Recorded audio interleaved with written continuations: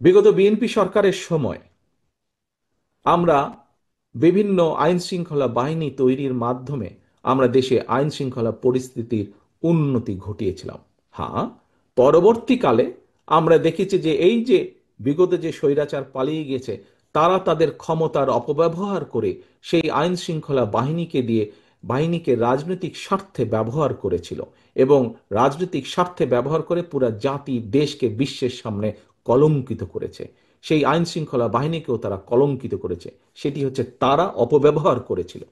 কিন্তু বিএনপি দেশের স্বার্থে কোনো কিছু বিবেচনা, রাজনৈতিক প্রিফারেন্স না দিয়ে বরঞ্চ কিভাবে মানুষের শান্তি শৃঙ্খলা প্রতিষ্ঠিত করা যায়, কিভাবে দেশের আইন শৃঙ্খলা প্রতিষ্ঠিত করা যায়, তার প্রতি মনোযোগী ছিল। সেটাই ছিল বিএনপির কাছে প্রায়োরিটি। কাজেই নিশ্চয়ই তোমাদের ধারণা আছে, মনে আছে যে মোটামুটি ভাবে সেই সময় 2003, 4, 5, 6 দিকে মোটামুটি ভাবে ধীরে ধীরে আইন শৃঙ্খলা পরিস্থিতি ধীরে ধীরে উন্নতি হতে থাকে দেশের। আমি আমার নিজের একটি ঘটনার কথা তোমাদের সামনে তুলে ধরি। একদিন সেটি খুব সম্ভব 2004-5 দিকে হবে, 5 দিকের ঘটনা। আমি রাত্রেবেলায় অফিস থেকে বাড়িতে ফিরছি। আমি নিজেই গাড়ি চালাচ্ছিলাম। ক্যান্টনমেন্টের কাছাকাছি যখন বাসায় পৌঁছেছি, ক্যান্টনমেন্টে তোমাদের হয়তো অনেকের ধারণা আছে, শহীদ আনোয়ার উচ্চ বালিকা বিদ্যালয় একটি আছে, স্কুল আছে।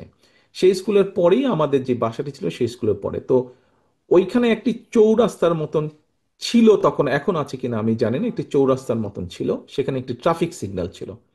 তো লাল বাতির কারণে আমি ওখানে দাঁড়িয়েছি। তো আমি গাড়ির জানলাটা আমার নামানো ছিল। তো আমি যেহেতু সোজা যাবো, ওই জন্য আমি লেফট লেনে দাঁড়িয়ে আছি, আর ওইদিকে বনানী রেল চেক পোস্ট দিয়ে বেরিয়ে যায় রাস্তাটি আছে। তো আমার পাশে একটি মিশুক দাঁড়ালো এসে। তো হঠাৎ মিশুকালা আমাকে এ ভাই এ ভাই বলে ডাক দিচ্ছে। তা আমি তাকালাম। তা আমাকে বলে, আপনি তারেক জিয়া না? আমি বললাম যে হ্যাঁ, আমি তারেক জিয়া। তো বলে, ভাই আপনারা এই যে বিভিন্ন বাহিনী সৃষ্টি করেছেন, এর মাধ্যমে আমরা অনেক শান্তিতে আছি। আমরা কেন, কিভাবে?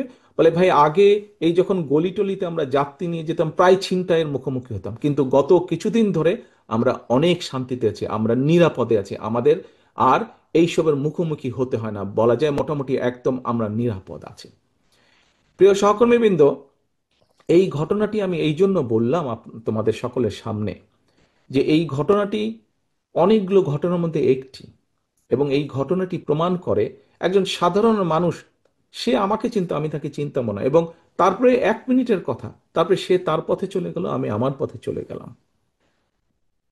এই ঘটনাটি প্রমাণ করে যে বাংলাদেশের মানুষের শান্তি শৃঙ্খলা, আইন শৃঙ্খলা যদি ফিরিয়ে আনতে হয়, সেটিও বিএনপির পক্ষেই করা সম্ভব। প্রিয় ভাই বোনেরা, কিছু কিছু মানুষ বা কোনো কোনো গোষ্ঠী ইদানিং বলতে শুনেছি, বা বিভিন্ন জায়গায় কেউ কেউ সোশ্যাল মিডিয়ায় বলে যে অমুককে দেখলাম, তমুককে দেখলাম, তমুককে দেখলাম। এবার অমুককে দেখুন।